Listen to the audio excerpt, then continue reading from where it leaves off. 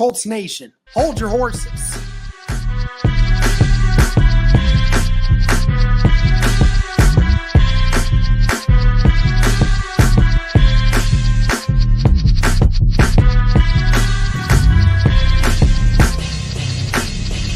What is going on, Colts Nation? Welcome back to another episode of Bring the Juice. Guys, this is another episode of Hold Your Horses. We got to talk about this, guys, because it's been a couple weeks. Haven't really said a whole lot. I didn't do an episode like this in week 3, but definitely going to bring you guys one here today because there's something that needs to be said for Colts Nation. But before we do that, just want to say again, this episode is sponsored by FanDuel. Guys, as it currently sits, the Indianapolis Colts, who are back at home this next weekend against the Las Vegas Raiders, the Colts are a 6.5 point favorite. I think that's probably the biggest spread that the Colts have had this season. It might be even more than what they were against the Titans the previous week, if I'm not mistaken. I think definitely this is the highest spread we've had so far. So if you guys are wanting to hit this bet right now for the Colts being on the money line with the favorite this week, which they definitely should be the favorite going into this matchup, be sure to check out FanDuel. And again, guys, they have more than just the money line and spreads. They have individual bets, stat bets, all these other things. So be sure to check out FanDuel today. So hold your horses. Another segment here, guys, because I gotta talk to some of Colts Nation. Okay, from the time I'm recording this, it's been almost a full 24 hours since game time, since the game ended, and it's allowed some people to come back down to earth. Some people have not, and honestly, if what I'm saying is reverberating, just kind of what some of you are feeling, then that's awesome. If it's not, and some of you are still extremely angry, then I get it. But listen to me, okay?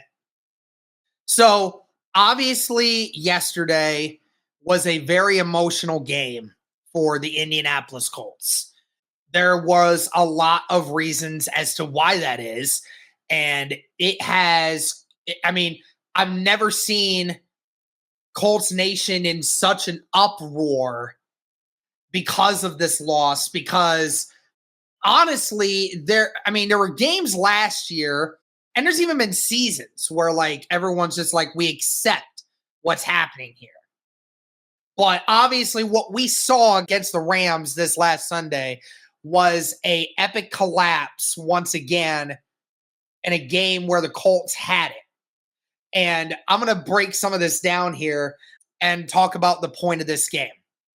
So obviously the Colts had a really bad game. There were some things that happened, right? The Colts, I believe, had double-digit penalties, which is never going to win you games. The Colts' unwillingness to run the football in the first half. Jonathan Taylor only touched the ball 5 times in the first half. Very strange to see Shane Steichen not utilize Jonathan Taylor more in a game plan than that, right? The offensive line struggles happened in this game. Dalton Tucker, who again was replacing Matt Gonsalves, was picked on all game and struggled. And it wasn't even just him that struggled, even though he was drastically the worst one on the offensive line, which was to be expected.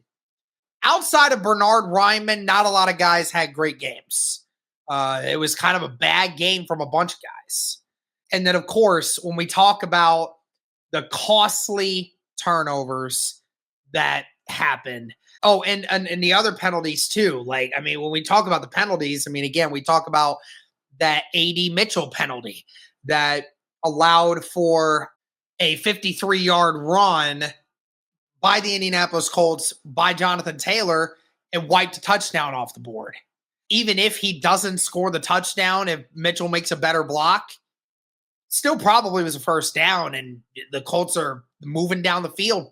And the Colts are taking advantage, and the Colts likely win the game there. And then that happened, right? And then, of course, like I said, the costly turnovers.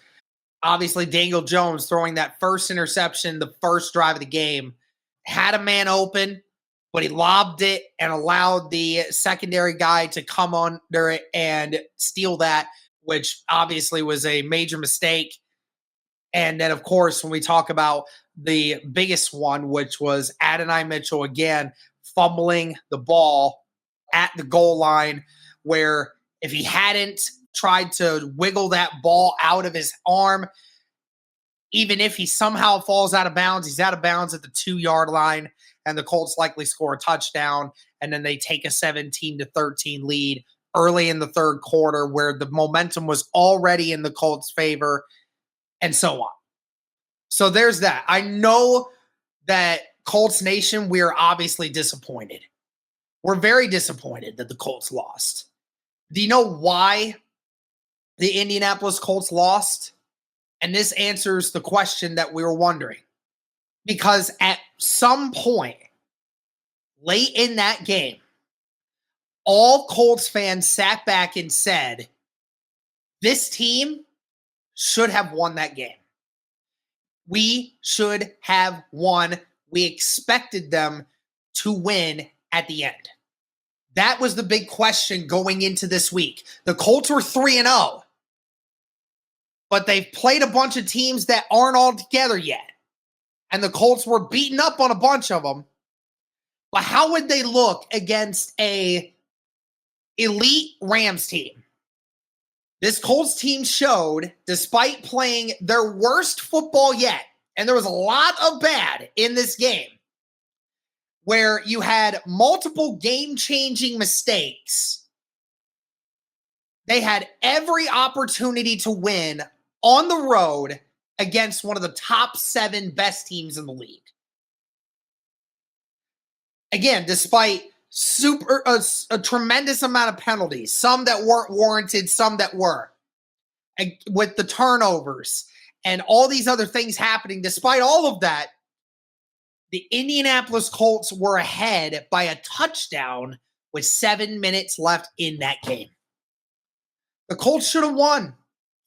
And that's ultimately where the frustration comes out when it comes to this. So, but I want to mention, hold your horses on saying that this loss is worse than what it is. Okay? Hold your horses on saying that we're about to start going into this abyss.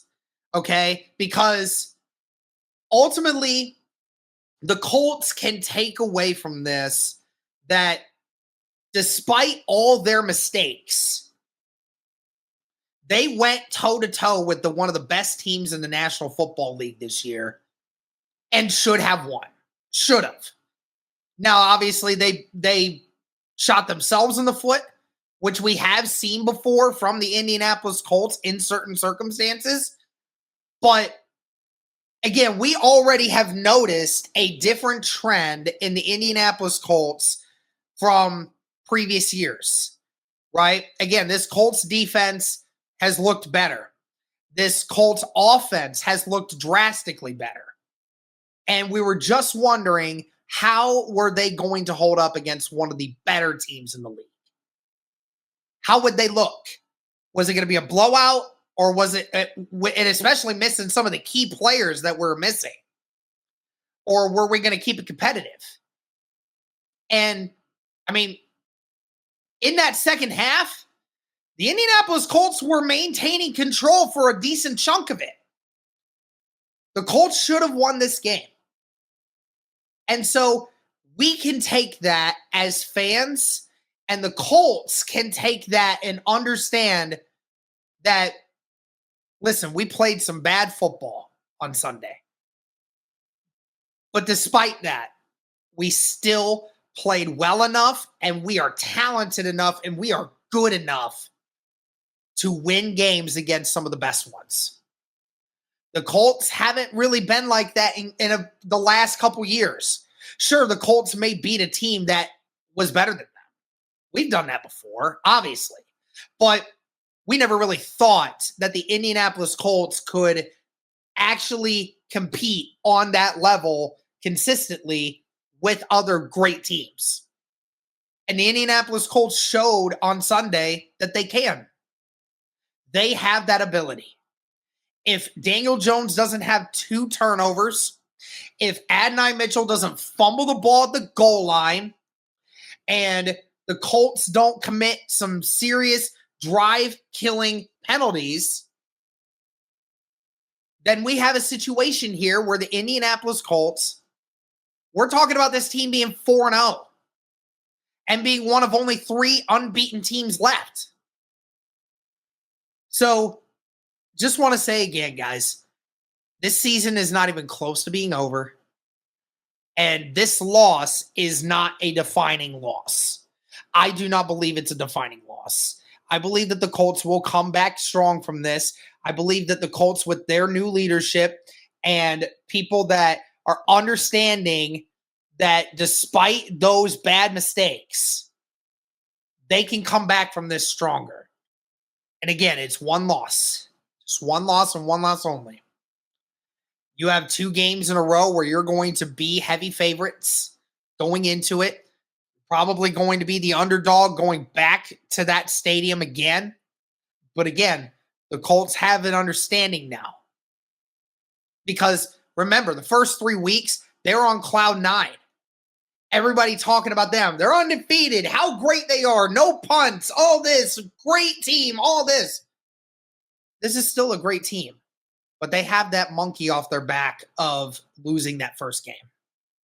And they know now, and we need to understand now, the Colts had the ability to win that game and should have won that game.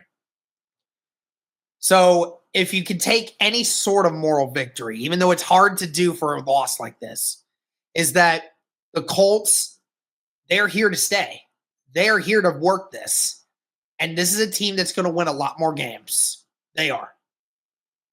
So, again, hold your horses on trying to turn this loss into a narrative of the Colts are losing it. The Colts season is just like every other. The Colts don't have it all together. Hold your horses on that.